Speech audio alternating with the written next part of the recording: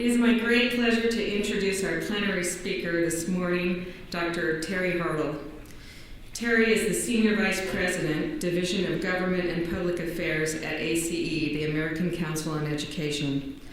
Prior to joining the Council in 1993, he served for 6 years as Education Staff Director of the Senate Committee on Labor and Human Resources, then chaired by Edward Kennedy.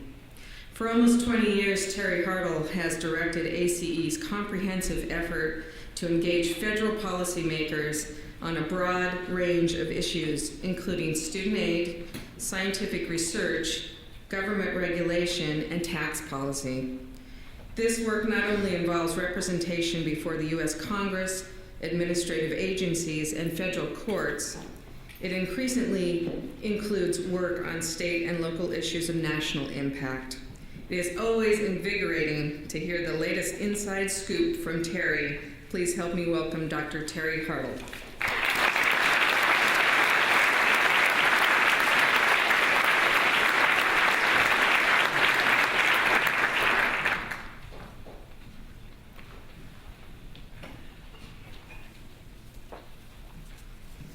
Thank you very much, Vicki, for the kind introduction.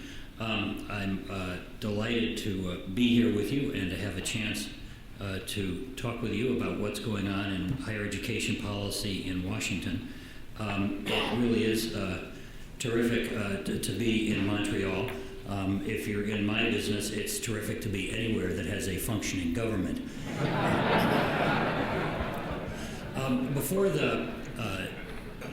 Before the session, Anne Marie and I were sort of talking about the difficulties of arranging an international meeting and all the things you don't think about that we take for granted when you arrange meetings in the U.S.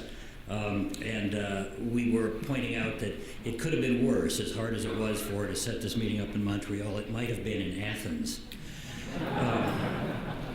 Very interesting setup for the room. I'm essentially talking to the sides of your heads so that you can see the screens. It is not the most unusual room setup I have had this week. I gave a speech earlier in Washington, and the slides were being displayed on the screen at the very back of the room.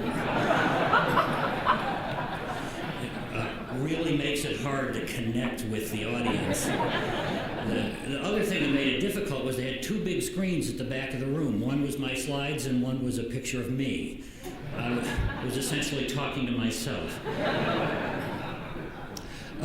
I do very much appreciate the opportunity to be here with you and to talk about what's going on in public policy in Washington and how it's going to affect or is affecting college and university campuses. I'm particularly glad to be talking with you because so much of the day-to-day work of what colleges and universities are all about is done by you folks.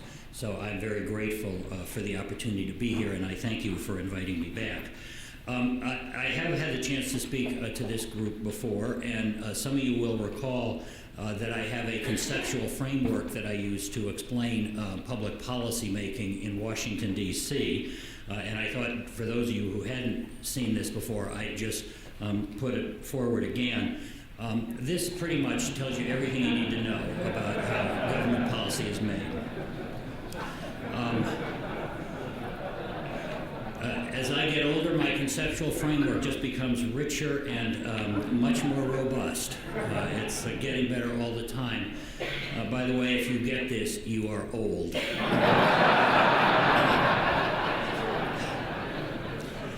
This does not work with graduate students.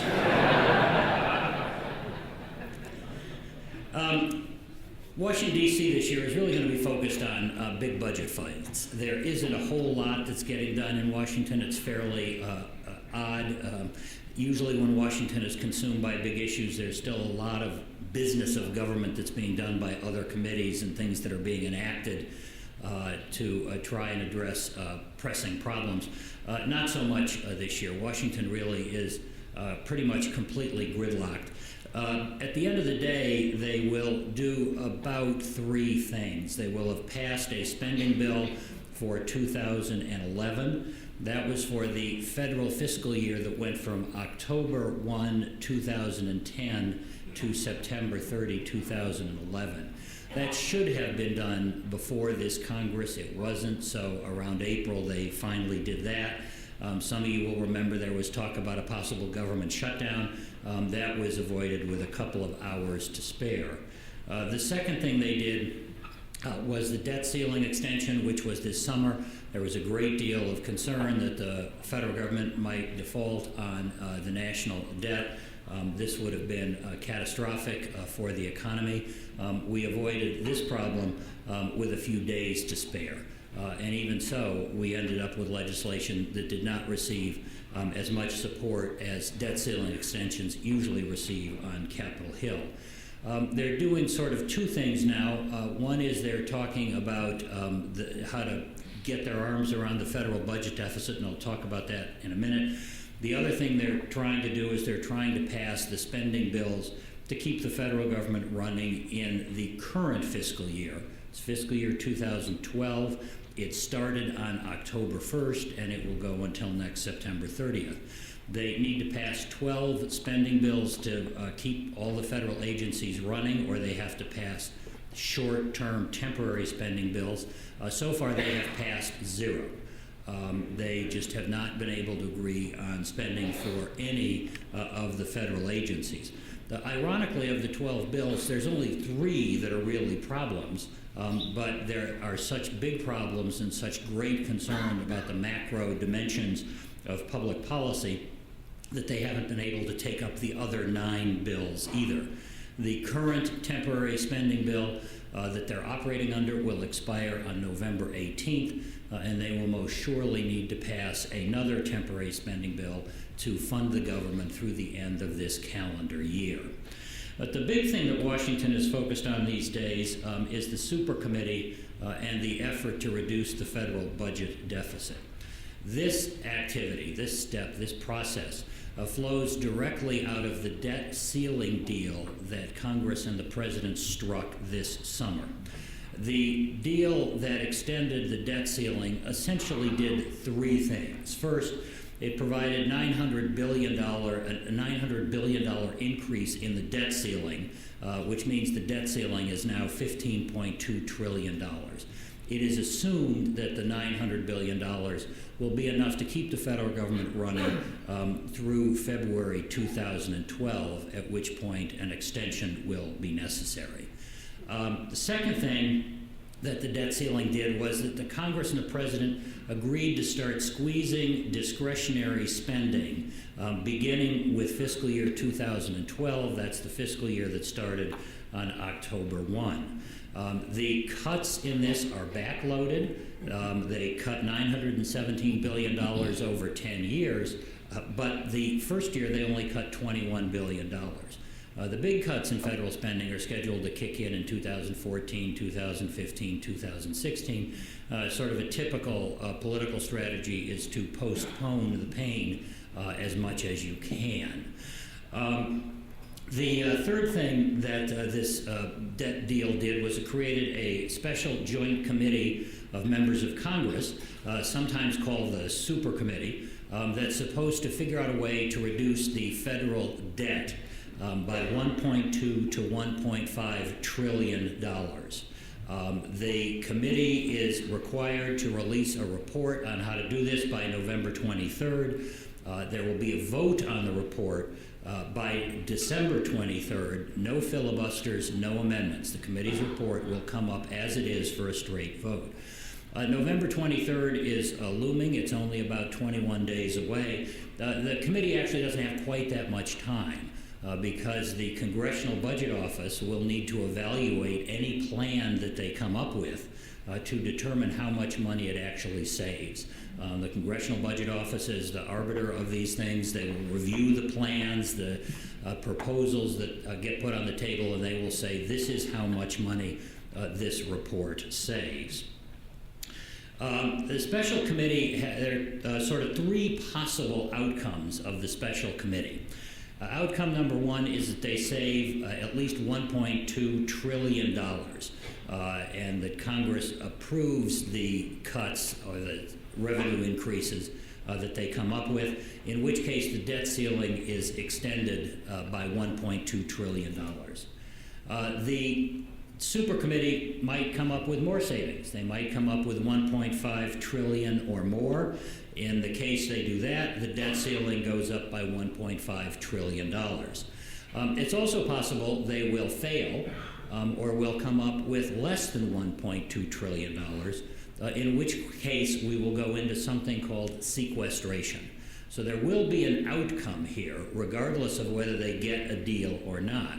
If they don't get a deal, if they come up with something that saves less than $1.2 trillion, sequestration will kick in, and we will take $600 billion out of the Department of Defense budget, and we will take $600 billion out of other stuff, mostly domestic discretionary programs and some entitlement programs. This is designed to be so painful that the Democrats will vote for it because they won't want the big cuts to entitlements and other government spending, and the Republicans won't want the $600 billion hit to the Department of Defense. Indeed, some Republicans are already assuming that this will fail, and they're trying to figure out ways to get around this $600 billion cut in defense spending. So there's essentially three options here. It fails, that is, they save less than $1.2 trillion, and we have automatic cuts. The second thing that could happen is they save $1.2 to $1.5 trillion. Debt ceiling gets extended. Third thing is they save more than $1.5 trillion. Debt ceiling gets extended by $1.5 trillion. Those are pretty much the three options that we're looking at. Washington is all a Twitter about where the super committee is. They've been meeting in secret. It turns out some of the people most offended by this are other members of Congress. There's a lot of conversation that they're not making progress, they're not getting close to a deal. The Democrats on the committee last week put out a large proposal to save essentially $3 trillion over 5 years, roughly $2 trillion in spending cuts, including entitlements, and $1 trillion in new revenues. Republicans immediately swatted that away. They put forward their own proposal for about $2 trillion in savings, with about $600 billion in revenues, not necessarily new revenues, but about $600 billion in revenues. Democrats swatted that away. If you want to read the tea leaves, some people would say, well, at least they have concrete proposals on the table and they can negotiate from there. Other people say, they've been at this for a couple of months and they're not even close. They don't have that much time left. Likelihood that they will succeed is fairly low. Nobody really knows. I suspect by the end of next week, we will have a much better picture because they will simply be running out of time to develop a proposal that can be scored by the Congressional Budget Office. If you were looking for a scenario under which they would achieve a deal, it would probably be something like this, that they would agree in certain levels of spending cuts and entitlement reforms that would kick in after the tax committee's complete legislation to raise tax revenue. I don't think the Democrats will agree to spending cuts without an absolute assurance that the revenue side of the equation will be addressed. And so that's probably the scenario you'd come up with. But the fact of the matter is everybody is guessing. The ultimate effect on the economy in the sense of money going in and out is relatively the same because we would have the sequestration, the debt ceiling would be extended. We're not talking about the debt ceiling not getting extended. I think the big impact is what it tells us and the rest of the world, once again, about our ability to govern ourselves and whether or not we can actually be responsible. That's simply something we're going to have to wait and see. Four other things on the debt deal. First, the sequestration cuts, the automatic reductions if they don't get a deal, don't start until January 2nd, 2013. In other words, we are putting the pain off until after the next election. That also means that there technically would be more time for Congress to figure their way out of this. But I think if this super committee spends that much time, that much effort, and doesn't come up with something, the likelihood that we'll come up with something over the next year is pretty limited. Second, there are some exempt items from the spending cuts. Social Security, not surprisingly, is exempt. Veterans benefits, not surprisingly, are exempt. Medicare payments to individuals are exempt. Medicare payments to healthcare providers are not exempt. Pell Grants are exempt, something that we wouldn't have thought about a year or so ago.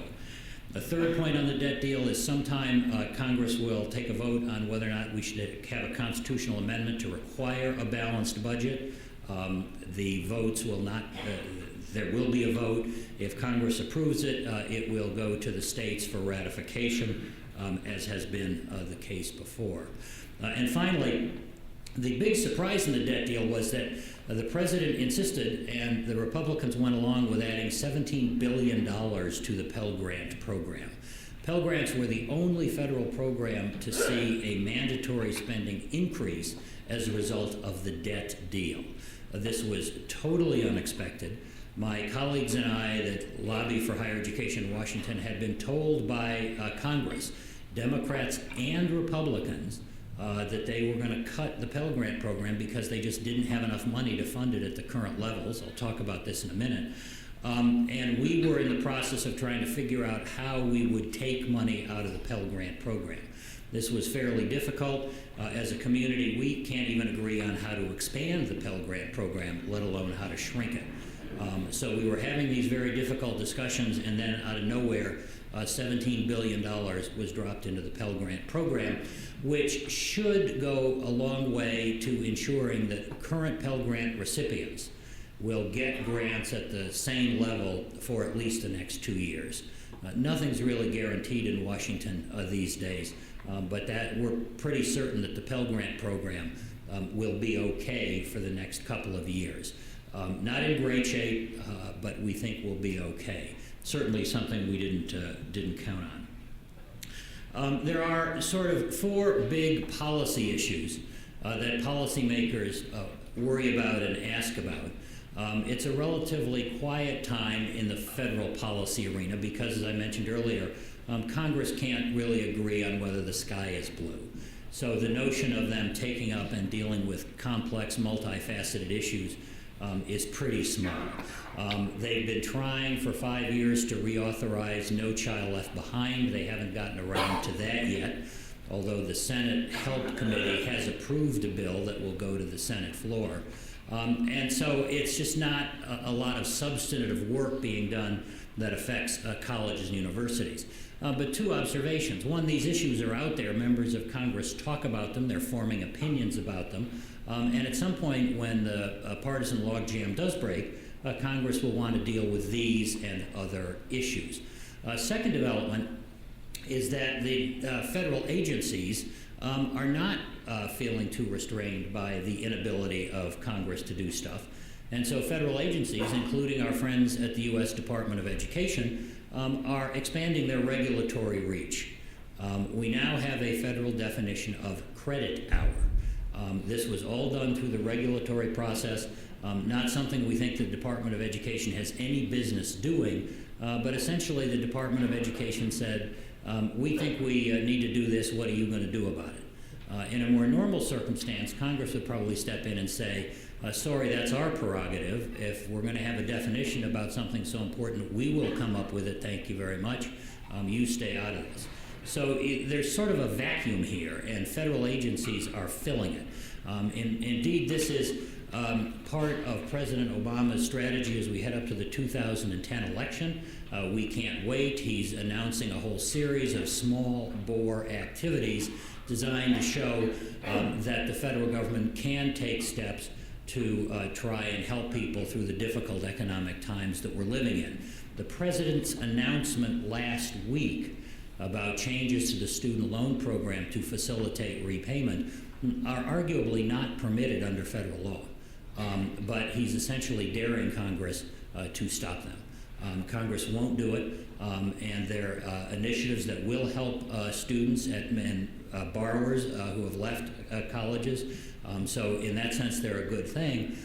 But it's always a little unsettling to see the Department of Education or any federal agency start off and take action where their legislative authority to do so is a little murky. Because federal agencies can do those things that help us, they can do things that are neutral to us, or they can hurt us. Not just us, but sort of any sector of society. In any event, 4 big policy issues that I want to discuss with you, because I think these are the things that policymakers are very much aware of. The rising price of college, the financing of higher education, that's not a new issue. Indeed, it's probably just increased in importance in the last couple of years as family incomes have been flat, unemployment has gone up, state budget cuts have meant big increases in the price of public sector tuitions. Second thing that doesn't get talked about very much, but is, I think, a growing problem, rising student loan default rates. We've had this problem before. It looks like we're heading that way again. Third thing I want to share with you is the cost of the Pell Grant program. And finally, particularly related to what you do on a daily basis, issues related to student learning and accreditation are very much on the drawing board in Washington. Price of college continues to go up. This chart has both good news and bad news. The good news is I finally found something that's going up faster than public 4-year sector tuitions. The bad news is it's health insurance premiums, and everybody hates their health insurance company. This shows the real after-inflation change in prices of a variety of goods and services over the last decade. Keep in mind, this is real change. This is adjusted for inflation. Now, just to give you the numbers, health insurance premiums paid by individuals up 82% over the last decade. The price, the posted tuition price at public 4-year colleges and universities up 73%. Medical care up 59%, prescription drugs up 54%. The price increase at for-profit colleges and universities, which is not shown on this chart, 39% increase in real terms. Private not-for-profit colleges and universities, increase of 34%. And then public 2-year colleges and universities up 26%. If you look at the line for the public 2-year colleges, you'll see that that's undergone some interesting patterns. It's sort of the lime green line. In the first part of the last decade, the real price of a community college education was falling because states were doing pretty well financially. They were putting money into community colleges, and tuition was not going up. So the real price actually fell. Then you see what happens about the middle of the last decade. We had a little bit spurt upward in public sector 2-year prices, started to slide down, and then boom, in 2008, 2009, we saw a very big increase. So the real increase, the sharpest increase happened pretty much between 2008, 2009, 2010, 11. On the other end of the scale, the price of a new car in inflation-adjusted terms over the last decade up 1%. Value of housing has fallen 4% over the last decade. Take a look at that particular line. You can see exactly when the housing bubble burst. And finally, median family income down 5% in real terms. Okay, so here's where we are. Public 4-year higher education, where we have about 40% of America's college students, up 73% in real terms. Private 4-year college education up 34%. Public 2-year institutions up 26%. Median family income down. These are not sustainable trends. I can't tell you whether they will be unsustainable next year or 10 years down the road, but it's very hard to imagine a scenario where median family income keeps falling, tuition keeps increasing at the rates that we're seeing, and it doesn't have a very serious effect on the willingness and ability of students and families to enroll. Ironically, price elasticity has not yet set in. Enrollments in American higher education have never been higher, 20.5 million students. So families are certainly digging deeper, but they resent it more and more, and they're talking to their policymakers about it all the time. if you talk to federal officials, you talk to members of Congress and senators, they will tell you that one of the top 2 or 3 issues in any of their town meetings is the high price of college, and what are they going to do about it. Hopefully they won't do anything about it, because it's hard to imagine the federal government doing anything that wouldn't make the situation significantly worse. But in terms of issues that I hear about, issues that I deal with, price of college is very much at the top of the list. College Board just released its annual report last year that said tuition at public four-year colleges went up 8.3% last year, 7% if you exclude California, because the increase in California was so large that it distorted the nation's numbers. 7% increase in a period of 1% inflation. Big increases at community colleges, smaller increases at private four-year colleges, but increases nonetheless. So this is an issue that things are continuing to move along. We have not really seen a significant impact from it, but just looking at the trend lines, one concludes this doesn't last forever, and that there will be some sort of an adjustment or a shakeout coming soon. Second part of this, though, is that the price of college issue, I think, is becoming even more complicated for us for several reasons. First, student borrowing is up. The amount of money that students are borrowing to pay for their college education has gone up. It's now about $24,000 on average for students who borrow.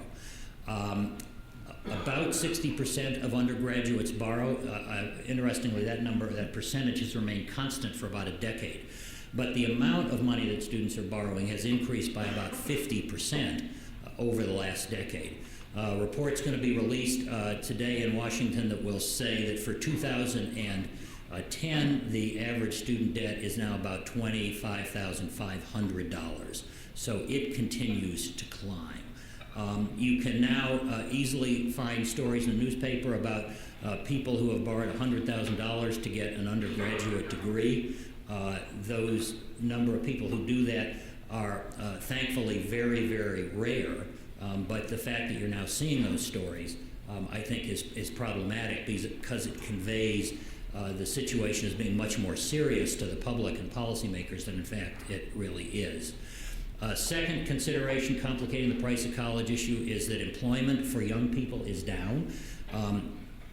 Right now, the unemployment rate for people with college degrees under 25 is about 9%, very close to the national unemployment average, but it's much higher for young people than it is.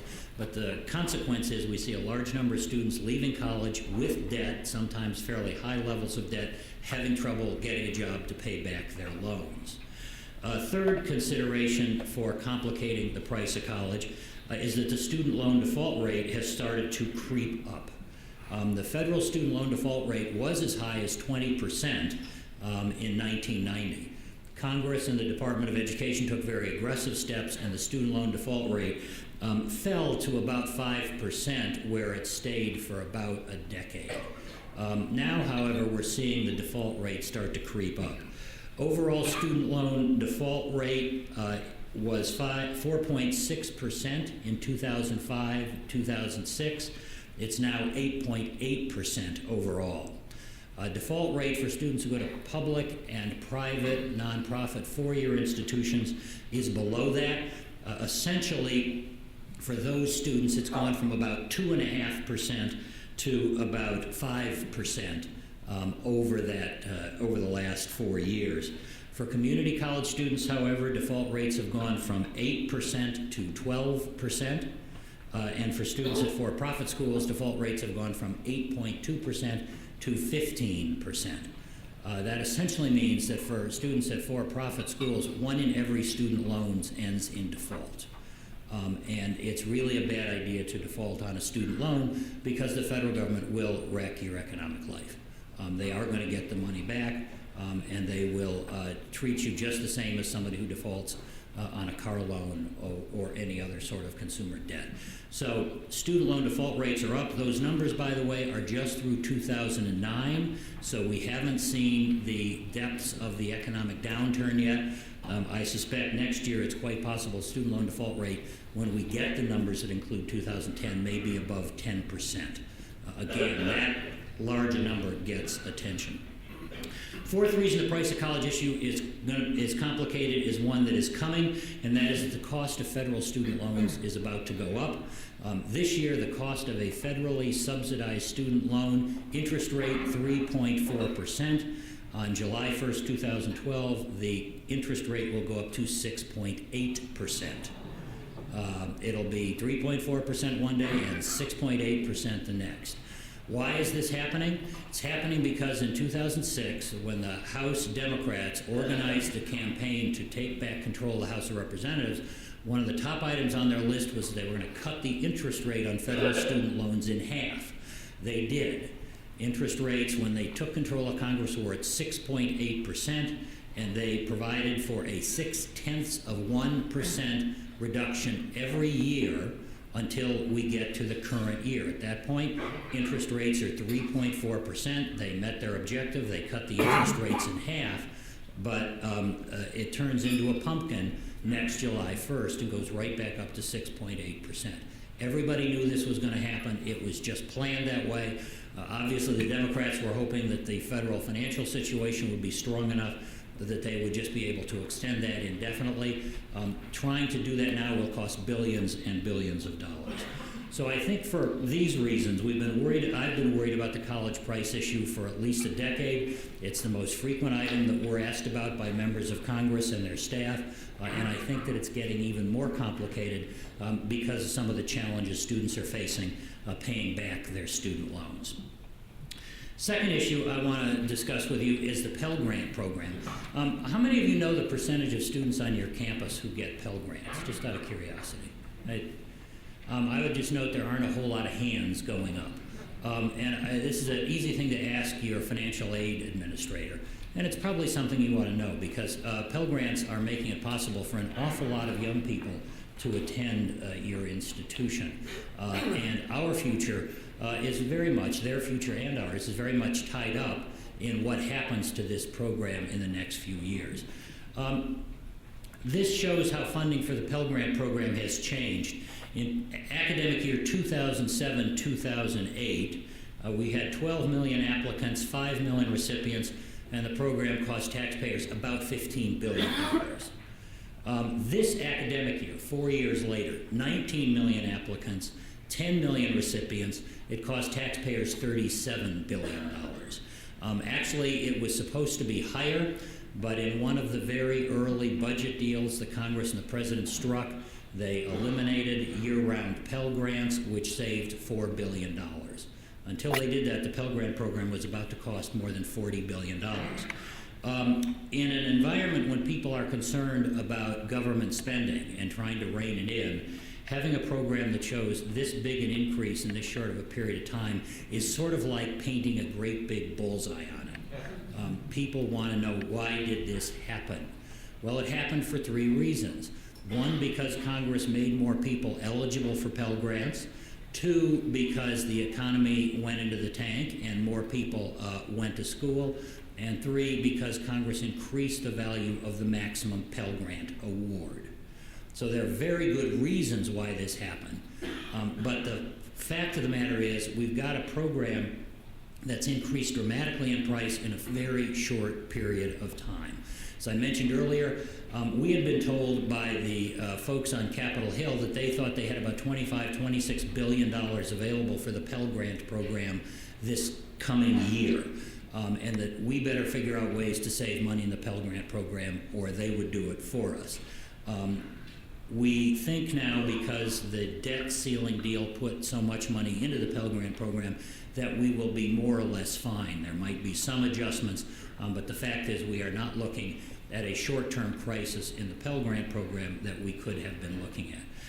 To try and put $37 billion in context, Right now, the federal government is spending more money on the Pell Grant program than it is spending on 8 individual cabinet agencies. So we're spending more money on Pell Grants than we're spending on the Department of State, more on Pell than we're spending on the Department of Labor, the Department of Commerce, the Justice Department, more on state than we're spending at the Environmental Protection Agency. This is a very, very big social program. But again, a significant percentage of our students get Pell Grants. We have about 20 million students enrolled in higher education. We got about 10 million Pell Grant recipients. And I think this is something that you'd be well advised just to touch base with your financial aid office and ask about. How many students are getting Pell Grants and what are some of the implications of cuts and how would we respond to them. At some point, I think Congress will have to address the size of the Pell Grant program. We have probably kicked this problem down the road for a couple of years as a result of that $17 billion, but I don't think that it'll stay at this level forever. Best thing for the Pell Grant program would be a very rapid return to full economic growth because, frankly, it would take a lot of people out of post-secondary education and put them into the labor market. When you're counting on that to reduce the cost of your most important federal program, you're in a very funny position. Student learning and accreditation. This is obviously something that you all deal with on a daily basis, and I could tell in looking through the program that you've got a number of sessions that are going to be examining issues related to this. I think this is critically important. The federal policymakers are increasingly asking, what are we getting for all the money we're spending on student aid? If you count Pell Grants and federal student loans, the federal government will make about $160 billion available this year to students and families to pay for college. Not unreasonably, policymakers are saying, what are we getting for it? Our answer is sort of, trust us, they're doing fine. Policymakers don't find this particularly persuasive, especially when we have reports like Academically Adrift. I've actually talked with members of Congress about this report, not because members of Congress read the report. They don't read reports. They heard a newspaper story about it, or a staff member summarized it for them, or some other member of Congress who heard about it from somewhere asked somebody else about it. Their takeaways from this are not the sort of nuance that any academic would put on that study. They don't know that it was only 2,000 people. They don't know that CLA is just one way to measure what happens to individuals in college. They really don't focus on that stuff. What they focus on are the central findings. Central findings, critical thinking skills are not being developed in college, and we're not making students work very hard. Those are the two central findings that the policymakers come away with. It plays into a narrative that seems consistent with what they believe, which is that college students, recent college graduates, don't seem as sharp as recent college graduates were in their day, and they don't think students are working as hard as they did. Now, mind you, they don't have any evidence for this, but it's just sort of something that they believe, and this only confirms it.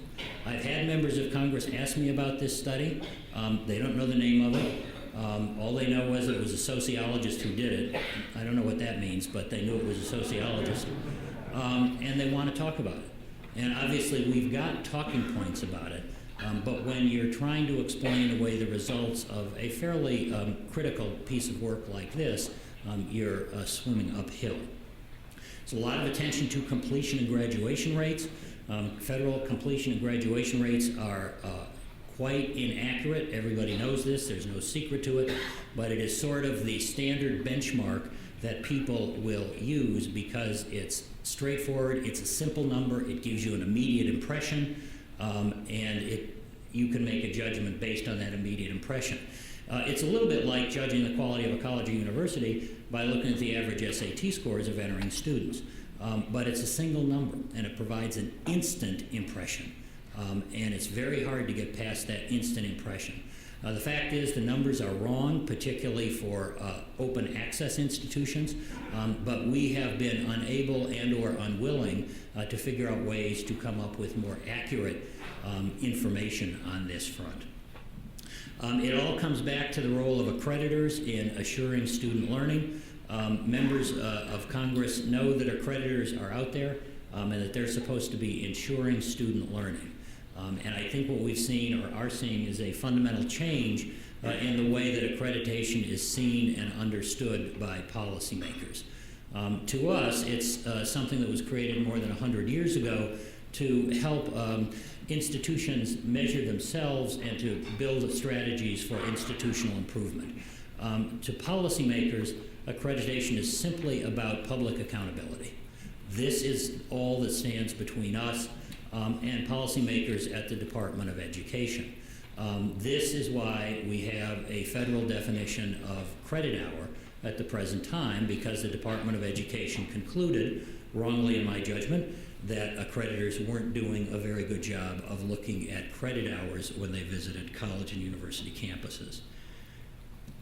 4 problems we face with accreditation is simply one, that policymakers don't understand it. They know it's good to be accredited. They couldn't begin to tell you what an accreditation visit looks like, how it works. They could not begin to tell you the difference between regional, specialized, and national accreditation. This is just a level of detail at which they don't go. They don't have anything in their experience that prepares them to intuitively understand this the way that all of us do. Second problem with accreditation is that we are ambivalent. Most college and university officials that I talk to believe that accreditation is far too tough on their fine school and much too easy on that lousy place down the road. And this comes through when we talk to people on Capitol Hill. They don't understand it, and our view is it's too tough on us, but it's too easy on those guys. Third issue with accreditation from my perspective is it's not particularly transparent. It wasn't initially designed to be transparent. It was focused on institutional peer review, institutional improvement. The assumption was, and it's still a valid assumption, is that being able to talk about these things candidly without fear that they're going to show up on the front page of the newspaper makes for a better accreditation visit, more candor, more honesty, and a better sense of where things are for both the accreditors and the institutions.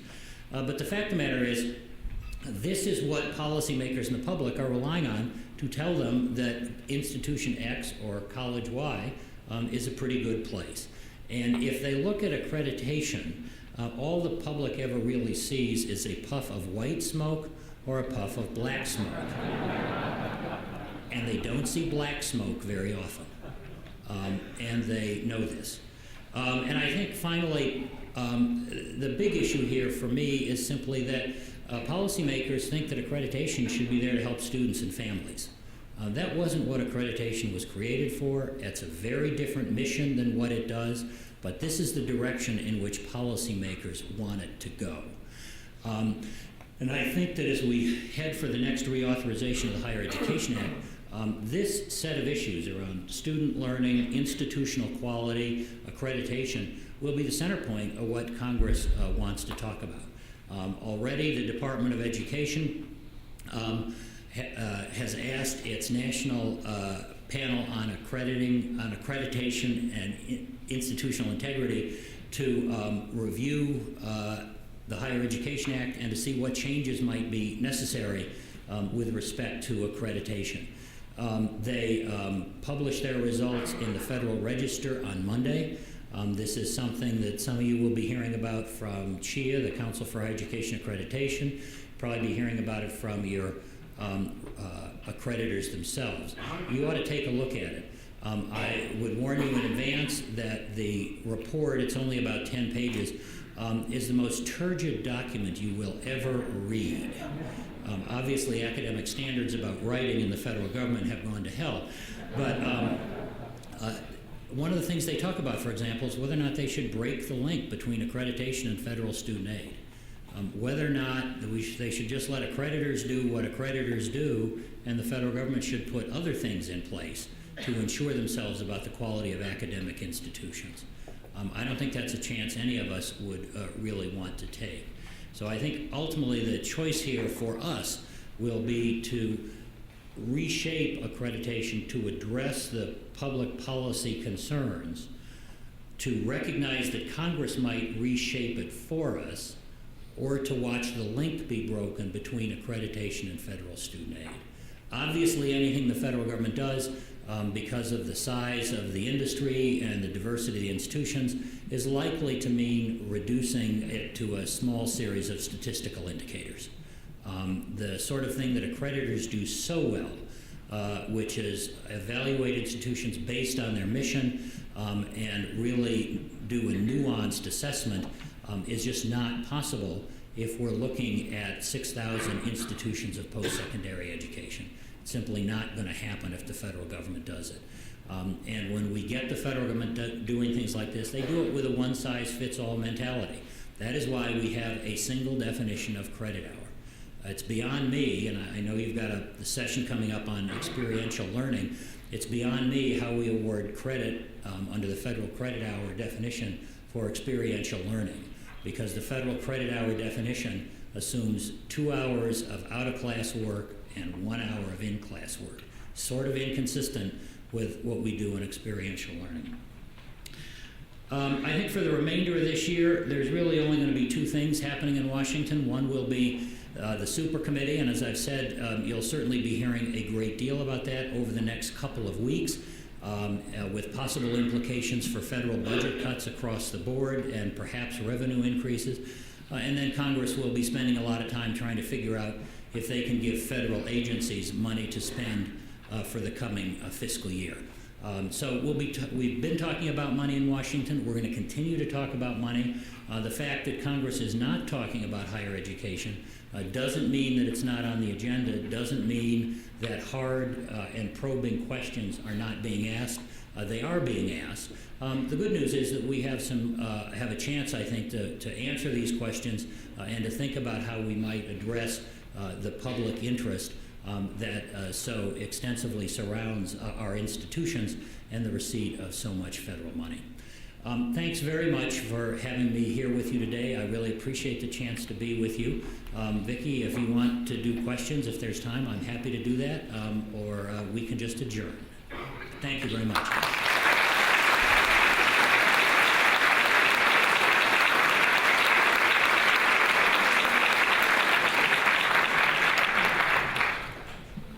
Vicki says we have a few minutes for questions.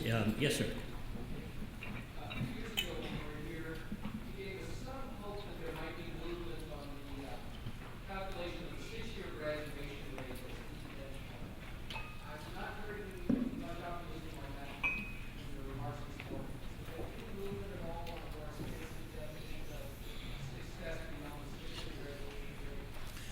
The question's about the 6-year graduation rate and whether there's any chance for movement to get a better or more robust graduation rate.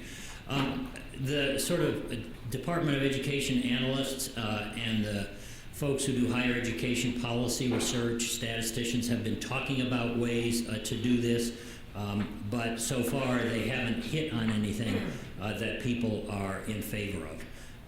The current graduation rate grows ever more obsolete, given that it was created in 1990 based on sort of a mid-1980s model of higher education.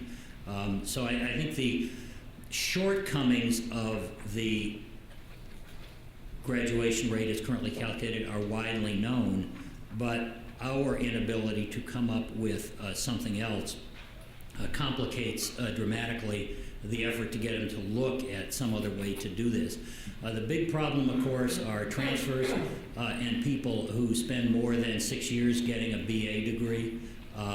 The Student Loan Clearinghouse, now the Student Clearinghouse, has been looking at this because they have data on students from a lot of institutions, and they are able to track students across institutions. So I think that there continues to be interest in finding a way around this, but we haven't gotten something yet that the higher education community is prepared to get behind. So in the short term, no.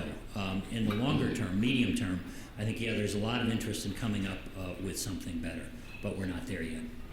Yes? Just a quick question on your data on the tuition at private institutions. Is that sticker price or is that discounted tuition? It's posted price, sticker price. Net tuition is obviously a very different number. The College Board in their report last week was at pains to point out that because of institutional student aid and federal tax benefits, the net price facing students and families had increased very little, if at all. But you had to read well down into the newspaper reports to get to that particular point. Most people, to the extent that their takeaway was simply the big number, it wasn't that it's much less than it appears. Department of Education now requires institutions to put a college price calculator on their websites to enable students and families to come up with an estimated net price. And I think this will be very helpful.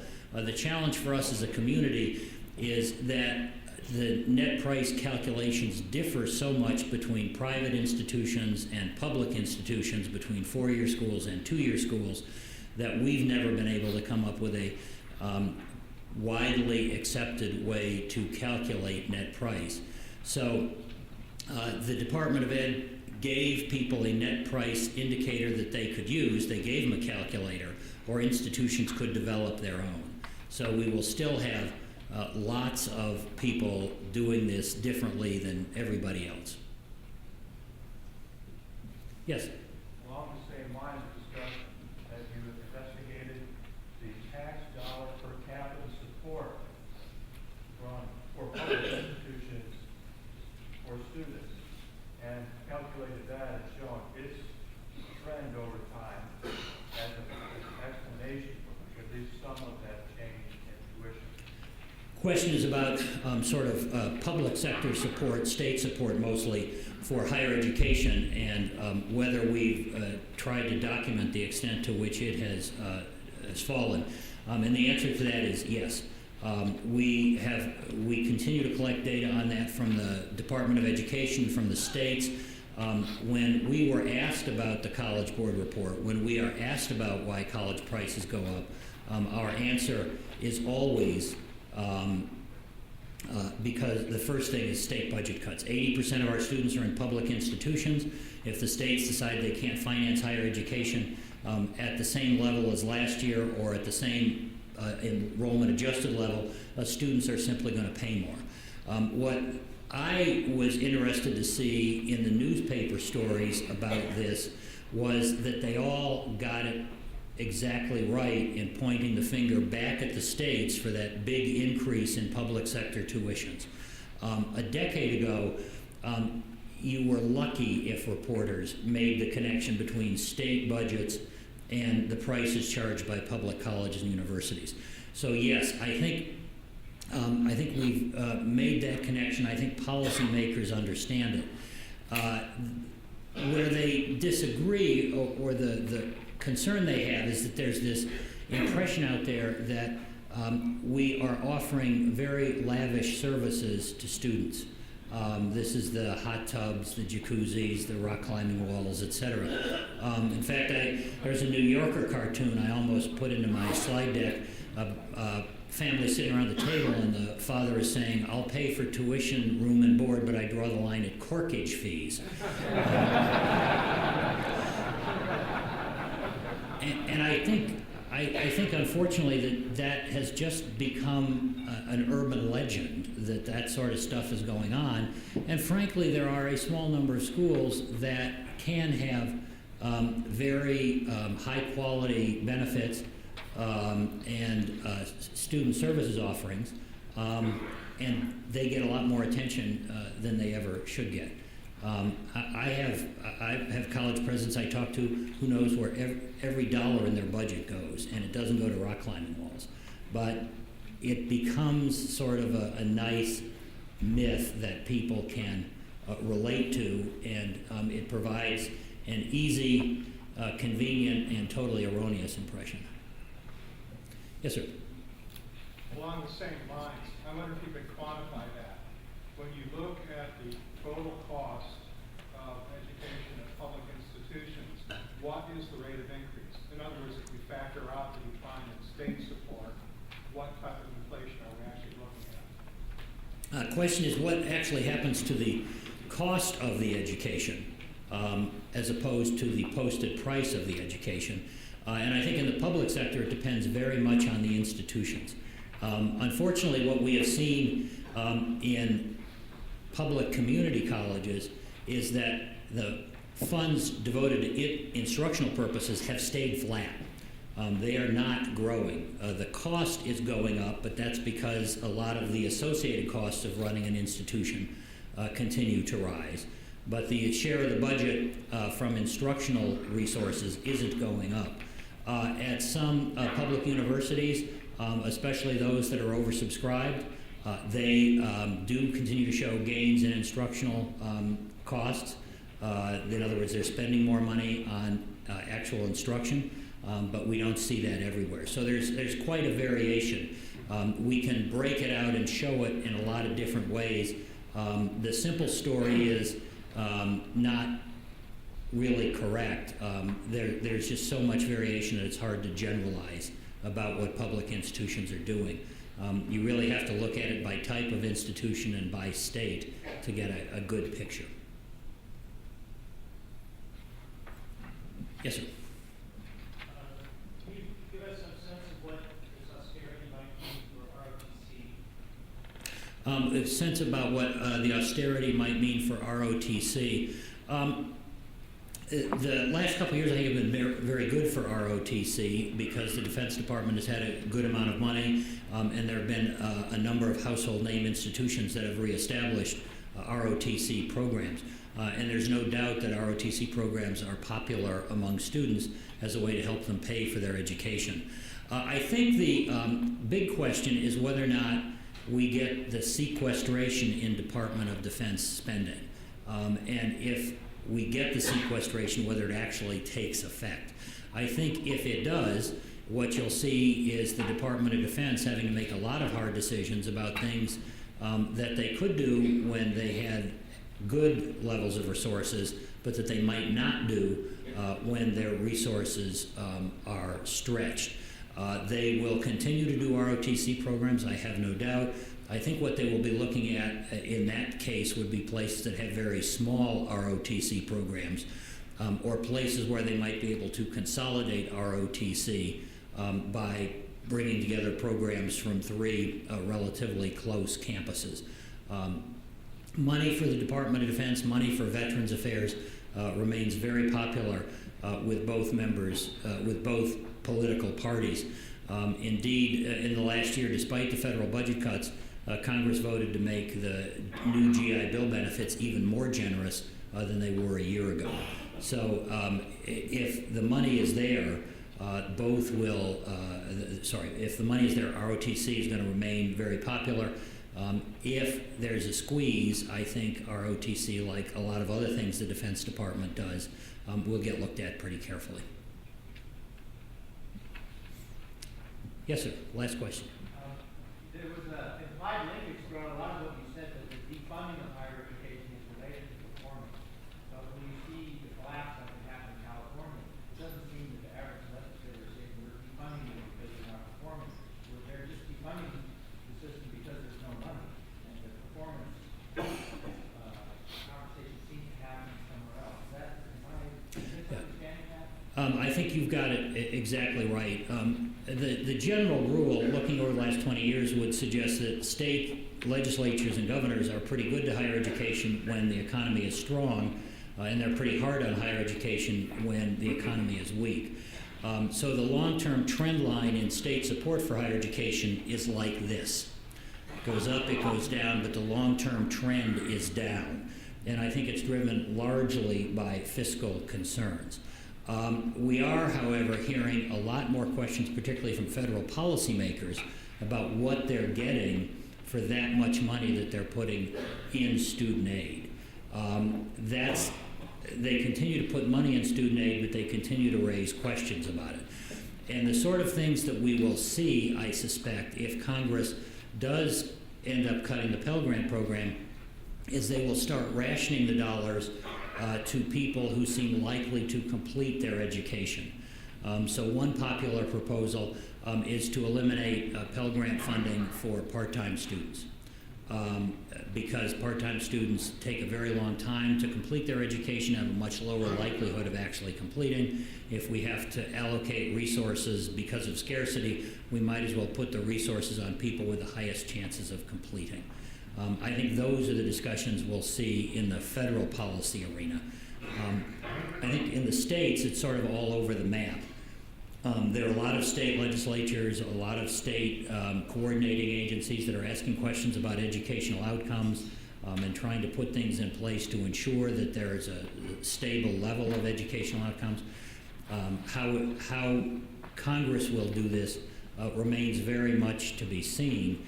But I think if you follow the hearings that Senator Harkin had this summer, or last summer, on for-profit schools, what he came away thinking was that there are a lot of students going to schools where they're not getting anything of value.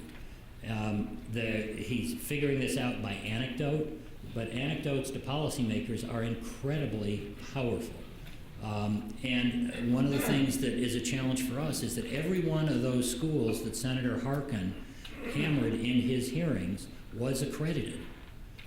Many of them were regionally accredited. They were for-profit schools, but many of them were regionally accredited. We've also been treated just recently to the spectacle of several law schools having to announce that they had miscalculated their placement rates. And it seems that nobody was low. Everybody who announced they did this seemed to have over-calculated their placement rates. So this is the sort of stuff that's relatively small, relatively discreet, and has a huge impact because it sends a signal that things might not be well at other places.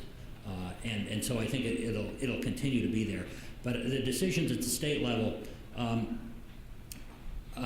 are really just a scarcity problem. They have to fund Medicaid. It's going up at about 8% a year. They have to fund elementary, secondary education. They have to fund prisons and corrections. Higher education, we have people who look like paying customers. So we'll let the customers pay a little more. I think it's not much more thoughtful than that. Thank you.